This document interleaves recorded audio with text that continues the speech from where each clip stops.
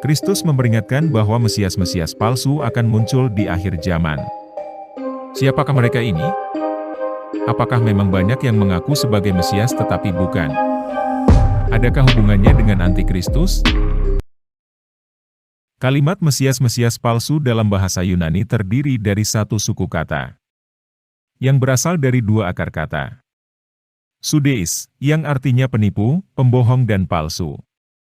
Dan kata Kristo, yang artinya Kristus. Kata tersebut terdapat di Matius 24 ayat 24, dan di Markus 13 ayat 22. Kedua ayat tersebut memiliki konteks yang sama, yaitu kedatangan Antikristus di akhir zaman. Kalimat Mesias-Mesias palsu memperlihatkan seakan-akan ada Mesias palsu dalam kata jamak, atau lebih dari satu. Memang terdapat beberapa kasus di belahan bumi yang menyatakan bahwa mereka adalah Yesus Kristus, walaupun tentu saja tidak. Apakah mereka ini yang dimaksudkan sebagai Mesias-Mesias palsu? Menurut pandangan kami tidak. Dan kami tidaklah sependapat bahwa Matius 24 ayat 24 membahas mengenai Mesias palsu dalam arti jamak, melainkan tunggal. Perhatikan kalimat akan muncul. Artinya Mesias palsu hanya akan datang di akhir zaman, dan tidak sebelumnya. Akhir zaman yang dimaksudkan di sini adalah kedatangan dua pribadi, yaitu Antikristus dan Yehusha Kristus. Mari kita perhatikan ayat-ayat sebelumnya. Kalimat pada waktu itu mengacu pada kedatangan pembinasa keji. Artinya adalah, ketika sang pembinasa keji hadir di akhir zaman, akan ada orang-orang yang menyatakan lokasi-lokasi tempat di mana Mesias berada.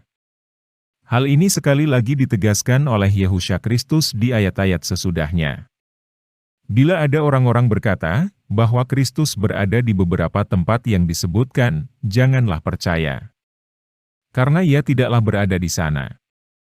Jelas sekali ayat-ayat tersebut berbicara mengenai beberapa lokasi, yang mana kita tidaklah boleh mempercayainya. Jadi Matius pasal 24, tidak ada pembahasan mengenai orang-orang yang mengaku sebagai Yesus Kristus, tetapi palsu. Melainkan lokasi di mana Kristus akan datang kembali ke bumi ini. Kalimat Mesias-Mesias palsu pun dalam bahasa Yunaninya berarti seorang Kristus palsu, atau seseorang yang mengaku sebagai Kristus. Dan bukan berbicara mengenai Mesias palsu yang lebih dari satu.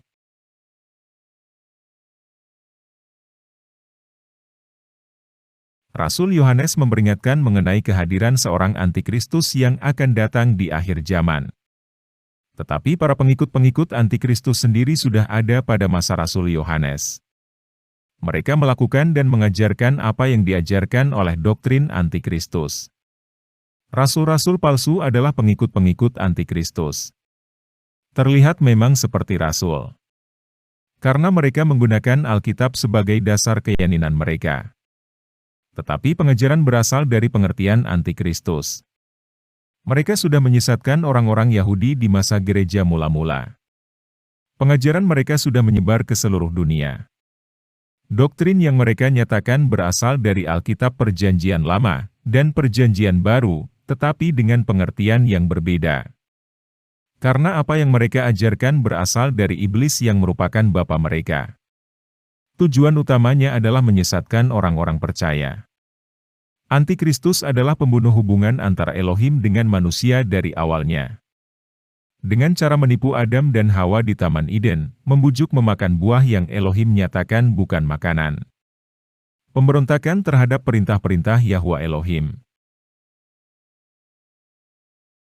Mari kita perhatikan dua kata berikut yang berasal dari bahasa Yunani.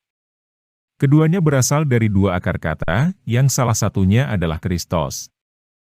Artinya Mesias, atau yang diurapi. Kata anti, artinya adalah bertentangan atau bertolak belakang. Yang bisa juga berarti di dalam posisi.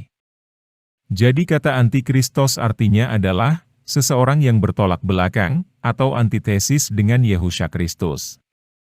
Kata tersebut bisa juga seseorang yang antitesis Kristus, dan mengaku sebagai Yesus Kristus, tetapi palsu.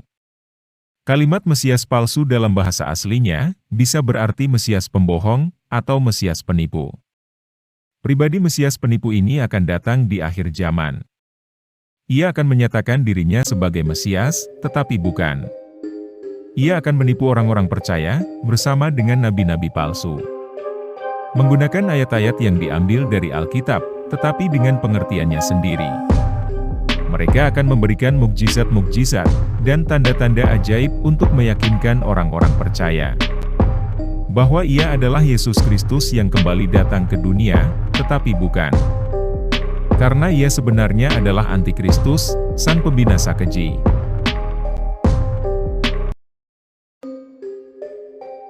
Yehusha Kristus sudah memberikan peringatan kepada setiap orang yang hidup di akhir zaman, dan mempercayai bahwa Alkitab adalah firman Yahwa Elohim.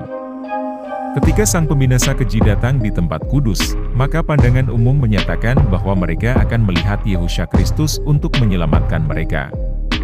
Dan akan ada orang-orang yang berusaha menyesatkan dengan mengatakan lokasi-lokasi tempat kedatangan Kristus. Tetapi sebenarnya tidaklah demikian. Sang pembinasa keji, yang adalah pribadi antikristus itu sendiri, akan mengaku sebagai Mesias yang berdiri di tempat kudus. Ia akan berusaha menipu begitu banyak orang-orang percaya bersama pengikut-pengikutnya, dengan membacakan ayat-ayat yang berasal dari Alkitab. Dan mereka juga akan melakukan hal-hal yang spektakuler, untuk meyakinkan orang-orang percaya. Baiklah kita yang hidup di masa akhir zaman, tinggal senantiasa di dalam firman Yahwa Elohim, sehingga tidak akan tertipu dengan segala tipuan sang pembinasa keji.